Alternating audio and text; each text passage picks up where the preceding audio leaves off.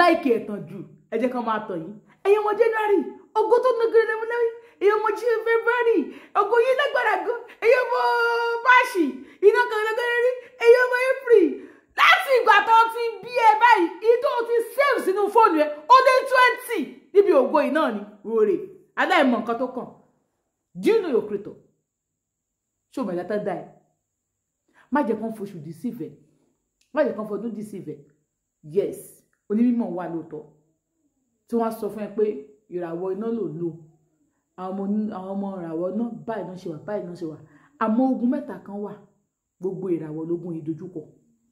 alákọ̀ọ́kọ́ ogun tí ń bo ògo jẹ́ tí ìjẹ́ kéèyàn rógòlò gbogbo ìràwọ̀ ló dojúkọ torí pé mo jẹ́ ọmọ aládé ok ẹ lọ wo nǹkan tí mo sọ nípa ọmọ aládé ẹ̀wọ̀n tó sọ pé hey story mi lẹ́ ń sọ yẹn ọ̀rọ̀ mi lẹ́ ń sọ yẹn ẹ lọ wo wọn sọmọ February gbogbo wọn ni sọmọ January gbogbo wọn sọmọ February gbogbo wọn ok Sakurus gbogbo wọn ṣé Gemini gbogbo wọn ṣé Taurus gbogbo wọn ṣé Leo ní gbogbo wọn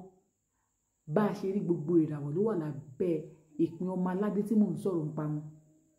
kò sí ìràwọ̀ tí ò sí bẹ́ẹ̀ kò sí ìràwọ̀ tí ò sí ní ìpín ọmọ àkìtàn tàbí ìpín ọmọ àtùpà o lè jẹ́ ìràwọ̀ iná ká dẹ́ sábẹ́ ìpín àtùpà o lè jẹ́ ìràwọ̀ omi ká dẹ́ sábẹ́ ìpín ọmọ aládé o lè jẹ́ ìràwọ̀ ilẹ̀ ká dẹ́ sábẹ́ ìpín ọmọ àkìtàn so dídẹ́ tá a dá ẹ so ká dẹ́ sí pín ìràwọ̀ tó wọlé Èdùmàrè so iṣẹ́ Ọlọ́run ọba ó yàtọ̀ ha Ọlọ́run yìí àǹtí Tọ́pẹ́ Àlàbí náà ti mọ bó ṣe ń pe Ọlọ́run yìí nígbà tí mi ò tí ì mọ nǹkan tí wọ́n ń pè ní ìpín ìràwọ̀ mo máa ń wo àǹtí Tọ́pẹ́ bí ẹni pé àǹtí Tọ́pẹ́ ṣàwo Ọlọ́run dáríjì mi mo máa ń wò bẹ́ẹ̀ mo wá nínú ìsìn pé àǹtí yẹn ó lè má ṣe nǹkan kan nítorí pé a dá wọn ní ẹ̀dá kan nígbà táwọn ṣì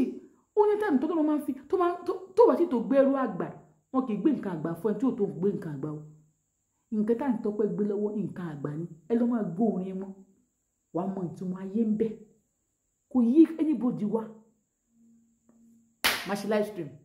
bàbá àwọn méjì mẹ́ta sọ̀rọ̀ màá déyàn mẹ́rin lóhùn lẹ́nu lórí live stream mi ẹ jẹ́ ká jọ wọ́n ní Bíbélì sọ pé ẹ fi ẹ̀rí dé mi wò káwọn ètò ń ṣe òtítọ́ èmi ní kẹ́ wá dán mi wò mo kàn ní pé kájọ discuss àwọn ò kì í ṣe consultation àwọn máa ń discuss ni àwọn tó lè bá mi ti discuss go and ask them so ẹbẹ̀ náà tó ti bá mi discuss they will tell you see let me tell you something má jẹ́ kí wọ́n dì sí fẹ́ o gbogbo ẹ̀yin ọlọ́kọ̀ ọ̀run ṣe ìṣèkọ́ tó ń pè ní ọkọ̀ ọ̀run fún ọ ọkọ̀ ọ̀run tí n bá sọ lé nísìnyí àwọn tó ń jẹ lábẹ́ iṣẹ́ ọkọ̀ ọ̀run nísìnyí wọ́n wà bá mi jà most of yín tẹ lọ́kọ̀ ọ̀run yìí ò tiẹ̀ disturb yín ogun lé bàbá yín ló parapọ̀ ló dìde tó dọ̀kọ̀ ọ̀run sí yín gbá.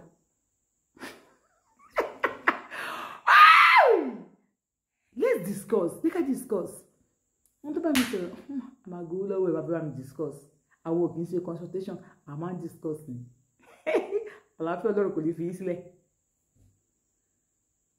Father. Namaste.